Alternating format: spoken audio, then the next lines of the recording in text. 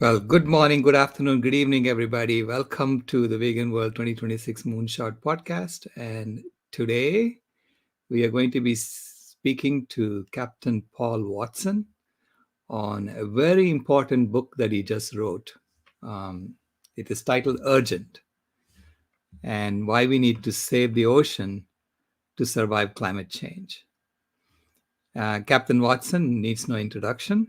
He's he's very well known in our community, and he's been called as the world's most aggressive, most determined, and most active and most effective defender of wildlife. And he absolutely deserves that title. And of course, he has received so many awards over the years. And it's my honor and pleasure to welcome him to the podcast. Oh, thank you very much. Thank you for being here, sir. It is, to me, it's been inspiring to watch your life story and to see your progression. And when I read your book, it gave me a lot of hope and assurance that we all have a role to play. We do. We all have a role to play. So what made you write this book, first of all? Well, for many, many years, I've been seeing climate change as a problem that if it isn't addressed is going to become worse and worse. I remember trying to bring it to the attention of the Sierra Club when I was the national director of the Sierra Club in 2003, and they simply weren't interested. It wasn't until Al Gore came out with Inconvenient Truth that the Sierra Club just suddenly discovered, oh, well, this is something we should pay attention to. But Right. gradually, people are becoming more and more aware of it. But there's still a lot of people who are in complete denial of it. I just noticed with the tornadoes that came through the U.S. In the last couple of days, many people in the mainstream media are saying, well, we don't really have any evidence that this is, a climate change problem or anything. I just wonder how many disasters it will take before reality begins to sink in as to how serious this situation is. Yeah, it is, but it is slowly, building its way into the consciousness, into the general consciousness of people. I mean, I remember talking about this in 2006 and 2007, and people were literally yawning. Were. And it's been, I mean, ecologists have been well aware of this. Climatologists have been very much well aware of this for decades, really. Right. Uh-huh. People say, in fact, who has really been aware of this is the fossil fuel industry. They had papers on this 50 years ago Right. about the problems that their industry was causing and what the future would look like because of it. But nobody paid much attention, and I'm surprised that the industry even made those papers available for anybody who was interested in it. But they did, and who else is taking climate change very seriously is the insurance industry and Mm. the Pentagon, which looks at it as a real threat to national security. Climate change is is going to result more and more of environmental refugees from the Mm. south. People are going to have to escape that. They have no choice, and we're already seeing that people coming Right. out of Africa to Latin America, and that. I mean, it's going to get to the point where any areas between the Tropic of Cancer and the Tropic of Capricorn will be uninhabitable, and the only place to go north is north or south. And so that's a problem I think that the world's becoming more and more aware of, more concerned about too. Yeah, we cannot let it get to that level. I mean, I think, I personally, as an engineer, I know that if we let all these nonlinear feedback loops get that bad, Well, it's I think it already is at that level. We've right. gone past that point. I was born in 1950, and the level of you know carbon parts per million was well below 300. Now it's like 415, 420. That in just one lifetime. Right. And so, but what's really alarming to me is that at the beginning of the great extinction event, the Permian extinction event, 250 million years ago. That's when things began to increase around 400 parts per million. and then it Mhm. rose to 1,000 parts per million. But that was, of course, all these climate change, mass extinction events throughout the history of the planet were all caused by the same thing, Mm. is overabundance of carbon in the atmosphere. And in the past, that was caused, of course, by volcanic activity, the fact that Siberian coal fields burned for thousands of years. But this time, it's our fault. We're unleashing the carbon from fossil fuels, and we're responsible for that. Right, right, absolutely. Now, the what you have focused on in your book is what's happening in the ocean more Yes. than anything else. So tell us a bit about what's happening in the ocean. Well, my big concern about the ocean is that since 1950, there's been a 40% diminishment in phytoplankton populations in the sea. This Mhm. is phytoplankton are the vegetation in the sea. And now phytoplankton produces about 70% of the oxygen in the air that we breathe. The rest comes from trees and Mhm. Amazon, various forests. But 70% comes from phytoplankton. And it's been diminished by 40%. And there's scientific articles available to certainly prove that. And one of the reasons for this diminishment is because phytoplankton requires nutrients like nitrogen and iron, and they've been removed because of the diminishment of marine mammals and seabirds and fishes, which Mhm. provide those nutrients primarily in fecal material, especially with the whales. One blue whale every day defecates about 3 tons of manure into the sea, very, very rich in iron and nitrogen. And Mhm. the reduction of whale populations has had a dramatic impact upon phytoplankton populations. The other thing about phytoplankton is that it sequesters huge amounts of carbon, and Mhm. much more than trees.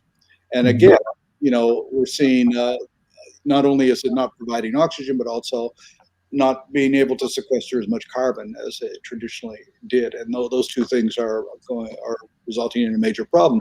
And as I've said for many, many years, once the ocean dies, we die. And if phytoplankton dies, the ocean dies. So our very survival rests upon the fate of almost microscopic marine vegetables in the marine planet. And that really illustrates the interconnection of everything, that all species are interconnected with each other. The three laws of ecology are: one, the law of diversity, that the strength of an ecosystem is dependent upon diversity within it; two, the law of interdependence, that all species in an ecosystem are interdependent with each other; and three, the law of finite resources, that there's a limit to growth and a limit to carrying capacity. And when we steal the carrying capacity of other species, well, that actually contributes to more diminishment of both diversity and interdependence. And no species has ever survived on this planet that's not lived in accordance with the three basic laws of ecology. Yeah, thank you. It is absolutely essential that we preserve the biodiversity of the planet or bring back the biodiversity that we have been losing left and right. And also the interdependence, and that is the problem. I think started many, many years ago when we developed with the development of agriculture, and that we adopted this idea of a worldview of anthropocentrism, which is it's all about us. We're the only species that's important. Everything else is expendable, but everything revolves around us. Every major world religion is anthropocentric. It all looks upon humans as the center. Indigenous cultures throughout the world understand the idea of biocentrism, which is that we're related to all other species. We're dependent upon all other species. We're not the center of everything. We're part of it. In fact, we're not even the most important. There's many species far more important than we are. I remember a few years ago, I got a call from a reporter at Fox News, and he said, "Did you say that birds, trees, worms, and fish were more important than people?" I said, "Yeah, I think I did say that." Mhm. How could you say anything so outrageous as to say worms and trees and fish are more important than people? I said, "Well, the fact is that they are, because they can live here without us. But without them, we can't live. We depend upon them for survival. That makes them far more important ecologically than we are. If we have to really learn to live in harmony with all other species if we're going to survive ourselves." It's about acquiring humility, right? Absolutely. I think biocentrism is really that understanding that we're equal, in fact, sometimes less than equal to many other species. Yeah. I mean, I really think it should be I mean, for a while, we need to be doing the opposite. Rather than saying we are the bosses of the planet, we should be saying we are serving others on the planet. Absolutely. Yeah, Yeah. absolutely. It's it, fascinating to uh, understand these things and to realize why we are in the state we are in. Yeah, Um, I've always said we sort of become a bunch of overly conceited naked apes who've become divine legends in our own mind. Uh, we have to understand that we have to live in harmony with all these other species. And with the diminishment of species, and we're going to lose more species of plants and animals between the year 2000 and the year 2065 than we've lost in the last 65 million years. It's an incredible diminishment, and it's going to have an impact. And right. so, really, we have to learn how to mitigate this problem and learn to tailor our lifestyles so that we're not making the situation worse. The problem is that we're all hypocrites. We have no Mhm. choice. We're born into a hypocritical world. We drive cars, we fly in airplanes, what we eat, what we consume. In a lot of these cases, we don't even have a choice on that. And Mhm. so the choices they have to be made by governments, by world leaders, by corporations, and until they turn around and do that, until we see world leaders with the courage to actually address the problem, then we're going to continue to have that problem. Yeah. Um, when I was watching Seaspiracy, I was shocked by the numbers Oh, yeah. because they said that 2.9 billion acres of the ocean seafloor are scoured every year. Is that? Absolutely, and we're strip mining the ocean of life, Mm. and we just really have no understanding of the impact that we're having on the sea. For thousands of years in Polynesia, the shamans would have this thing called kapu, which Mm. is these were laws. And for instance, a bay in Hawaii or a bay in Bora Bora would be declared kapu, which meant no fishing for 20 years. Mhm. Anybody caught fishing in that bay, it was a death penalty. And people say, oh, that's a little extreme, but not from their point of view, because they knew that if the fish disappeared, they would die. They could not live with that kind of diminishment. So it was a matter of survival, and they understood that. The problem today is there's no kapu areas anywhere in the ocean. We have Right. marine reserves and sanctuaries, but that's where the poachers go. And Right. without enforcement, they mean nothing. What we've tried to do with Sea Shepherd is to go in and enforce those areas, and that's why Mm. we have right now 12 ships that are deployed doing just that, going in and stopping poachers in those areas. And we're working in an area where there really is no law outside of Mm. 200 miles. Inside 200 miles, we're working as much as we can in partnerships with various governments, and quite successfully too. And everything from protecting the highly endangered vaquita in the Sea of Cortez to stopping poachers in the waters of West Africa, seizing illegal nets in the Mediterranean, and so many other places. And we're making progress, but there's 4 million fishing vessels out there on the ocean plundering the sea every day. So it's an awesome task. Wow. 4 million Yeah. fishing vessels? And you know we take so much fish from the ocean. We kill about 65 billion animals on land every year, but far more fish are taken. And even when you eat meat, you're actually eating fish, Mm. because a lot of the fish that's taken, a good 40%, is rendered into fish meal, and that's fed to cows and chickens and pigs, and to domestic salmon on salmon farms. And we live in a world right now where chickens on factory farms eat more fish than all the world's puffins and albatrosses put together. Mm. Domestic house cats eat more fish than all the seals in the North Atlantic Ocean. That is a world out of balance. Wow. So Rebecca is asking, I've been hearing that, let me just show that we would feel food shortages sooner than we will have sea level change. Is that correct? Well, I think it's going to be a point where things collapse, and of course, then you're going to certainly have food shortages. But what humanity does have is technology and industrialization, and Mhm. we can actually carry that on. But there's a limit to how far that can go. And when it does collapse, it collapses. When fossil fuel resources are diminished, civilization collapses. It's Mhm. totally dependent upon it, not just for transportation, but for fertilizers and so many other products. There's really no alternative. I mean, yes, we have the alternative energy, like for electric cars or whatever. But we forget that those things also have to run on things like lithium, which is Mhm. a very limited resource. Also, wind power. There's a lot of problems with that too. Some windmills are good, but right now we're opposing a windmill farm off the coast of France, which is because of the driving of the piles into the ocean. It's going to wipe out all the marine life forms within 100 miles of that because of the seismic activity that's happening there. And so I think someone once called them bright green lies, that there are Right. alternatives, but we refuse to look at the actual ecological impact of those alternatives. Um, the problem is there's too many of us and not enough resources, and we're stealing those resources from other species. So what we really need to address is protecting all those other species, protecting diversity, protecting interdependence as much as we can. And that means saving the rainforest. It means protecting our oceans. Yeah. Um, we also have tremendous waste in the current system, Right. correct?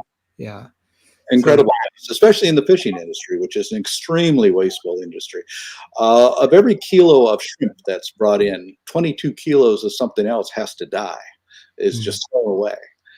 So it's we achieved quite a victory just a few months ago when we found a shrimper in the waters of Gabon that had two humpback whales in that huge net. And we ordered him to release the whales, and he just basically said no. He was carrying on business. But what he didn't know is we had the Minister of the Environment for Gabon on board the ship at the time, and he mm, observed that. That ship was not only arrested, but the minister banned shrimp fishing in Gabonese waters permanently because of that. Because he saw firsthand the destruction that industrialized fishing is causing.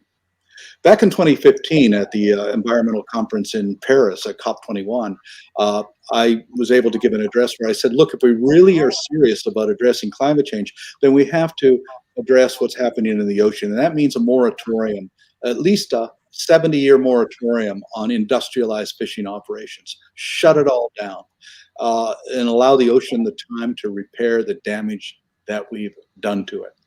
mhm. If you look at the planet as a spaceship, which is pretty much what it is while we're on this incredible voyage around the Milky Way galaxy, and every spaceship has a life support system, and that life support system provides us with the food we eat, the air we breathe, and regulates climate and temperature. And that life support system is primarily the ocean, and it's run by a crew of many species. These are the real engineers that keep it running. Humans are not crew members. We're passengers. We're having a wonderful time entertaining ourselves, but we're not running the life support system. What we are doing is murdering the engineers who are running the life support system. And there's only so many crew members you can remove before the machinery begins to collapse and it all falls apart. Yeah. Uh, so true. Um, what keeps you hopeful? Well, what keeps me hopeful is that, well, first of all, I've never ever been pessimistic about anything. And I learned a lesson many, many years ago. I was a medic in Wounded Knee, excuse me, in Wounded Knee during the occupation of Wounded Knee in South Dakota. That was 1973. And Mm, we were surrounded by 3,000 government agents. They were firing 20,000 rounds a night into the village. And, they wounded 46, killed two. And I remember I went to Russell Means, who was the leader of the American Indian movement. I said, look, there is no way we can win. Where the odds against us are overwhelming. So why are we continuing? What are we doing here? And he said something to me which has stayed with me ever since. He said, well, we're not concerned about winning or losing. We're not concerned about the odds against us. We're here because this is the right place to be, the right time to do it, the right thing to do. Don't worry about the future. Focus on the present. What we do in the present will define what the future will be. That's where our power lies, is in the present. We have no power in the future. We can only influence the present. And if we do our job, then that will make for a better future. But not to worry about that future. Just focus on the present. That's And so. and I believe that the answer to an impossible problem is to find the impossible solution. Hmm. And that's possible through the application of passion, courage, and imagination. In 1970, the very idea that Nelson Mandela would be president of South Africa was unthinkable and therefore impossible. And yet the impossible became possible. And I firmly believe that that's, all things are possible in that respect. So tell us a bit about Tiger and how he has influenced your life. Well, my son is, you know, uh, having a child at my age is very educational, I can tell you, Right. but it gives you certainly a link to the future. And I see in his eyes uh, an understanding of the natural world. I believe that all children have an intuitive understanding of what the world is all about. When people ask me, well, what should we teach our children? I say, probably nothing. Best to listen to them. Listen to what they have to say and encourage their imagination, encourage their curiosity, and don't don't try and change them to be what you think we should be. And that's what I'm trying to do, and I think it's working quite well. My son actually is very inquisitive. He asks a lot of questions, but he comes up with a lot of great ideas too. Hmm. And what I'm seeing in the world today is that the real energy towards addressing climate change is coming from young people, uh, Hmm. and rightfully so, because this is their future that we're talking about here, and they see the problems and they know that it's really a matter of survival that they come up with solutions to this. And for someone my age, I was born in 1950. We pretty much knew where the future was going to be. But young people today can't really see that far into the future because they don't know. There's so many uncertainties right now. Right. We happen to have lived in probably the freest, most materialistically comfortable generation in the history of the planet. That's not Hmm. going to happen again. The resources are simply not there. In 1965, if I had said to you, in 40 years, you're going to be buying water in plastic bottles and you're going to be paying more for that water than the equivalent amount of gasoline, you'd look at me like, well, we're not that crazy. Nobody's going to buy water in plastic bottles and pay that kind of money for it. But yet we've adapted to that diminishment. And that's the problem. We're constantly adapting to diminishment. As things become less and less, we just accept that it's less and less. I was raised in a East Coast Canadian fishing village, and I've seen the diminishment of various species of marine life. And also, just from a marketing point of view, for people who still eat fish or whatever, is that the value of fish has gone up astronomically. And here's the thing that I find really interesting is that fish that were unmarketable in the 50s, in the 60s, for instance, turbot or pollock or whatever like that. Pollock has no taste. Nobody wanted to buy it. Now that is the fish that people are going for. You would never ever see a turbot in a fine restaurant in New York or Paris in the 50s or 60s, but that's what you get there now because the cod has been diminished. And pollock, well, what they did with pollock is it didn't have any taste. So what they did was they put a chemical flavor to it and a chemical smell to it, put a red stripe down the side of the white flesh of it, and call it fake crab or surimi.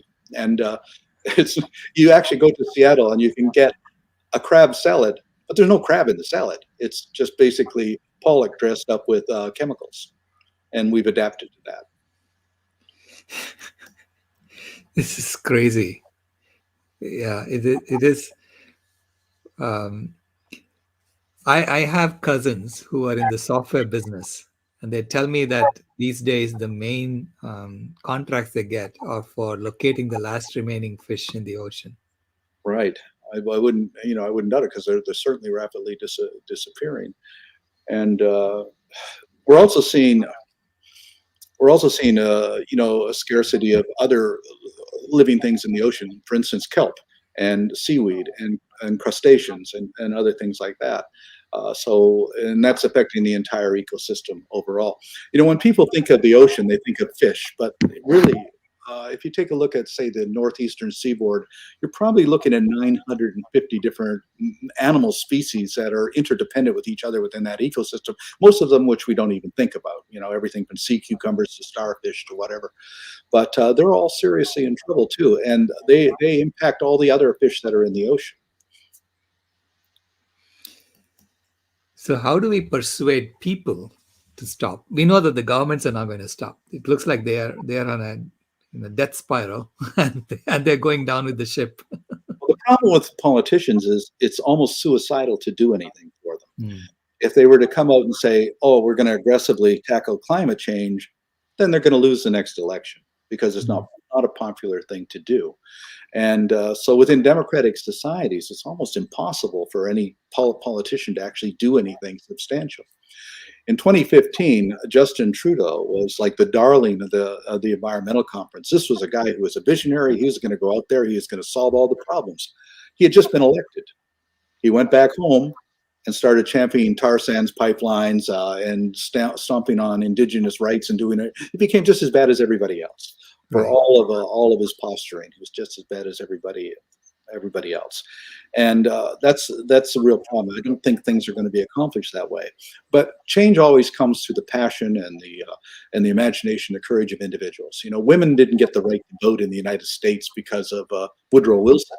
He Right. signed the amendment giving them the right to vote, but he was their main opposition. He was 100% against them until they won. And he was forced to sign an amendment that he totally disagreed with. And of course, he gets the credit for it, but he didn't deserve the credit. Slavery wasn't ended in the United States by Abraham Lincoln. It was because of the imagination, the passion and the courage of people like Douglas and Wilberforce and the abolitionists who fought to do this. And then the politicians come along and take the credit for it. But all change comes through individuals. I think what Greta Thunberg has done is incredible to mobilize millions of school children around the world at only 16 years of age. I mean, she's done a phenomenal job. And people say, well, who is she, a teenage girl, to tell us what to do? Well, that's exactly what I'm trying to say. Young people can see the problems, and they can see that they need to find solutions. Right. Right. So how did the Minister of Environment in Gabon make the decision, and what is going to be his future? Well, I think that when we're dealing with countries like Gabon and the other countries we're working with, like Togo, Liberia, Sao Tome, Cabo Verde, we're also partnered with Namibia and Tanzania and the Gambia, is that these countries are now feeling the full impact of exploitation of their resources. Who are fighting in their waters are European and Asian fishing fleets, highly industrialized fishing fleets. They're literally stealing the fish from those people who live on the coasts of Africa. The real pirates of Africa are not the Somali pirates. They're just poor fishermen driven into desperation to be pirates because of the real pirates, which are the Asian and European fishing fleets.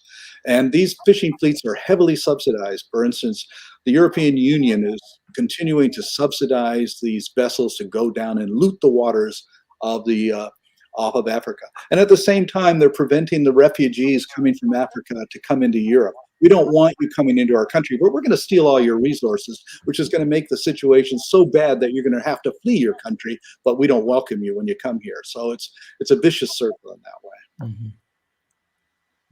Right. So in the book, you also spend some time on the 10 steps, the 10 principles by which you live. Would you like to speak a bit about that? Well, I think that we really, to sum it all up, we just really have to make sure that we lower our carbon footprint as much as we possibly can, live as simplistically as we can. And that's a difficult thing, but, we're going to have to do it one way or the other. We either choose to do it or we're going to be forced to do it. But Right. the problem, though, really isn't all individual, individual involvement. The problem is corporate involvement, government involvement. That's where the problems are. I mean, the amount of carbon you're going to produce in your normal day-to-day lifestyle is infinitesimal compared to just one container ship that's crossing the Pacific Ocean, for instance. So we can do what we can, but that's not going to solve the problem until we stop the wholesale problem overall. So Right. that's really where we have to focus on that. I think that we're also going to see another problem that we're going to see is the emergence of more and more zoonotic transmitted viruses, because Mm. that's a direct result of the diminishment of ecosystems. Vaccines are just a band-aid. The real problem is the destruction of species and the destruction of ecosystems. And, and coupled to that is the fact that there's pathogens emerging from melting permafrost because of climate change. Now, so I predict in the future there's going to be more and more zoonotic transmission of viruses. It's been happening over the last 20 years. We just haven't been paying attention. Laura Garrett wrote her book, The Coming Plague, in 1995. And we've seen Zika, we've seen Ebola, we've seen, there's AIDS, of course, and then we've seen West Nile and hantavirus and all of these things. But for the most part, nobody paid much attention because it didn't kill white people, didn't kill Westerners, you know. Right. And suddenly we got this global pandemic, and that's going to be one of many that's going to come. And I think that is happening because of this zoonotic transmission of virus. And one of the things is that we have these gigantic petri dishes to actually grow and breed viruses, which are called factory farms. They Mhm. all focus on the wet markets in China. These wet markets are the problem. The real wet markets are these massive factory farms. And what people don't seem to realize is that every year millions and millions of animals, from chickens to pigs or whatever, are systematically exterminated because of viral outbreaks within the populations on those farms. They're either burned alive, buried alive. 17 million mink were killed in the last year and a half in Denmark alone because of they had found COVID in the mink populations now. And so what's keeping those viruses from becoming global is this policy of absolute extermination of any factory farm group that where it emerges. We just wipe them out. That's our solution. Wipe them out. But that's only going to hold on for so long. There's going to be more and more emerging viruses that are coming in there. See, the thing is that viruses are a good thing. Every plant, every animal has viruses associated with them. They're very good for us. I mean, we couldn't survive without them. They maintain the health of our bodies, for instance.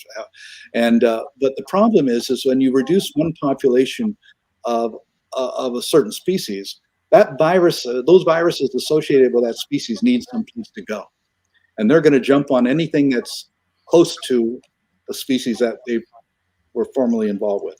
And we're 8 billion of us are a very attractive place to go. And so, animals which are close to us, from pigs to bats to birds or whatever, we're that's transmissible. Almost a lot of the diseases that we now know or take for granted are zoonotic transmitted viruses. We got the common cold, a coronavirus, from horses. We got flu from pigs. We got flu from birds. So this has been a long thing, association with those animals. We get those viruses. But now, with the diminishment of so many species, those viruses have to go somewhere. And unfortunately, we're the place that they're going to want to go. So I think that what we're seeing right now with COVID is not something that's going to pass. It's going to get worse. And it's going to get worse until we address the root problem of that, and which is we have to protect global ecosystems, and we have to protect the interdependence and the diversity of species. Right. The question comes up in the chat. What does the crew eat while they're on the ships at Sea Shepherd? Well, all our ships are vegan, have been vegan since 1999. Prior to that, they were vegetarian. And we've this very strict policy on our ships. And here's the amazing thing. So many people, you don't have to be vegan to come on the ship. You have to be vegan while you're on the ship. You don't have a choice. Right. But so many people have come onto the ships and discovered they didn't die on a vegan diet. I've discovered that they actually were healthier because of that. I've had many crew members before, they went to their doctors and said the doctors were amazed at, what have you been doing for the last 4 months or something? And we say that. But so we're leading by example in that area. And so our ships all around the world are vegan, and it's a challenge, mainly trying to get people to understand how important that is. But it's certainly not a challenge feeding the crew. I mean, our ship's cooks are extraordinary. I think we've had three of our ship's cooks have written their own cookbooks on vegan cuisine at sea, I think, basically. But no, we've had very, very few complaints about the food on board the ships, and so I think that's something that we can really lead by example on. The other example you show when you do that is that when we cook together, and I'm sure there is, on the ship, and every crew member doesn't go and cook for themselves, right? Well, we have the ship's cooks, of course, but people can Right. volunteer to participate in the galley and if they like. But the but the ship's cooks have always been traditionally the people who really run the ship. They're the people who keep everybody else happy. you Right. know, and so our ship's cooks are extraordinarily, really. Wonderful. So how can we support you? Well, it's easy to get in touch with. We're on all the social networks, seashepherd.org and whatever. And Sea Shepherd is really not really an organization. It's more of a global movement. We're in Mhm. 42 different countries, but we all work under this umbrella called Sea Shepherd Global. And so that coordinates the operations of the ships and the campaigns. But people are welcome to get involved in many ways, either as volunteering on ship's crew, volunteering on shore crews, or just being supporters. The shore crews are interesting because we have so many campaigns, like protecting sea turtle nests in the island of Mayotte between Madagascar and Mozambique, protecting sea turtle nests in Nicaragua, Guatemala, also cleaning up beaches. And what we Mhm. really specialize in is focusing on remote beaches like Cocos Keeling Island in the Indian Ocean, or we took 40 tons of marine debris off of Cocos Island off Costa Rica, and we cleaned the beaches of northern Australia, which are almost inaccessible. And we're partnered with the Aboriginal communities up there to do it. And I think in the Sea of Cortez, we've confiscated 150,000 meters of illegal gill nets. And we have those gill nets recycled, and everything from shoes to sunglasses or whatever. But we can do it. It'd be good to eliminate plastic completely one of these days. Right. Uh, but so yeah, so that's what Sea Shepherd is really a movement of passionate individuals. Mhm. Uh, where can we read the book? How can people buy the book? Yeah, I think you can get the book in bookstores. Our publisher has it distributed, and you certainly can get it from our side, the Sea Shepherd sites, or my site, and that. Okay. Actually, if you people we offer it right now, if you join Sea Shepherd, you get a copy of the book. That is, Okay. if you become a DA, a direct action member, that is a monthly donor, you get a copy of the book, and that. Wonderful.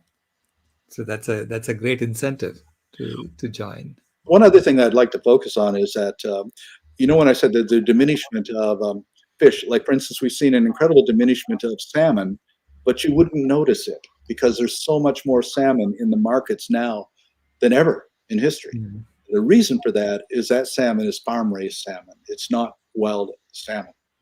And wild salmon populations are suffering incredibly from the farm raised salmon because of the transmission of viruses from farm raised salmon to indigenous salmon. On farms, they are heavily dosed with antibiotics and a lot of chemicals and everything, and that's the only way they can survive. These are concentration camps for fish, really. Right. Incredible output of waste and such and such. But also, one of the things that not many people realize about farm raised salmon is that if you were to take a farm raised salmon and put it into market, it wouldn't be that orangey, reddish flesh that you see in the markets, because wild salmon get that coloration from their diet of krill on the high seas. Now, the only way to duplicate that is they put chemical dye, into the food pellets that they feed to the salmon. So they artificially dye the meat of the salmon while it's still alive. Mm. Which I just think is abhorrent, and not many people really are aware of just what that involves. But we certainly don't support eating any fish. But for people who do eat fish, we're trying to say, look, you're poisoning yourself, and you're also destroying wild salmon populations by buying this product. Yeah. I observed that the marine catch has been declining since about 2009. Is that correct? Oh, the overall marine, yes, absolutely, it's been declining. The only reason that it's even able to continue is because of huge subsidies by governments. Uh, Hmm. about $76 billion in subsidies to support the commercial fishing industry. Otherwise, it wouldn't be able to survive. And that means building $100 million ships and using satellites to track the ships. It means using gigantic nets, 100-mile long lines, 100-mile long gill nets. We pulled one gill net out of the Southern Ocean, set by one ship. It was 72 kilometers long and weighed 70 tons. And we had to pull it from 2 kilometers from the bottom. It took us 110 hours to pull that net from the ocean. And that's just one ship. And the number of fish in that net was incredible. They were going after a fish called the Patagonia toothfish, also called the Antarctic toothfish, which is a very fragile species, but you'll never see it on a menu because it's marketed as Chilean sea bass. It's not from Hmm. Chile. It's not a bass, but they find it's more marketable than using the word toothfish, for what a Right. fish which they consider to look quite ugly and everything. But it's a very essential fish in that ecosystem, and it's being ravished. It's one of the most expensive fishes on the planet, and I just find it incredible that we go out and catch fish from the Southern Ocean, put them into airplanes, and fly them to Paris and New York and to London in order to, sell it at very high prices. That the carbon footprint of that alone is enormous. Yeah. I mean, future generations are going to look back on what we did and say, what the heck were they thinking? Absolutely, but the problem is we're not thinking. Right. Right. Yeah. Yeah. I mean, I'm sure the governments are thinking before they authorize all these subsidies. Well, yeah, they're thinking on two levels. For instance, the Pentagon's worried about the impact on national security. The insurance companies are worried about you know, how much money they're going to have to pay out. I'm sure these recent tornadoes in the Midwest are going to cost the insurance company plenty. So it's going to get to the point where you won't be able to insure anything. Right. They're just simply, if you live in certain areas, you're just not going to get the insurance. So that's the collapse of the system. It will be. I mean, I'm surprised that they still insure houses on the southern banks of the Carolinas. Every 10 years they get wiped out, so they have to rebuild them again. So, but Right. and also insuring houses in areas which are going to be hit by forest fires, uh, which are going to be more and more intense as the years come by. Yeah. Well, Captain, thank you so much for your passion, Well, thank you. for coming on this podcast. Are there any last words that you want to leave our viewers with? Well, what I say all the time is we have to keep in mind that if the ocean dies, we all die. We are totally dependent upon the ocean for our survival. And the ocean is dependent upon phytoplankton and diversity and interdependence of species within that. And we also have to recognize that we're not the divine creatures we think we are, that we're totally at the mercy of the ecosystems that we live in. On that note, thank you very much for being here. And I just And noticed that the sun came out for the first time and I got it on my face. Hasn't been sunny here for days, but now it's chosen to do so right now. awesome. Enjoy your time with Tiger. And I will end the broadcast now. Thank you very much. Thank you.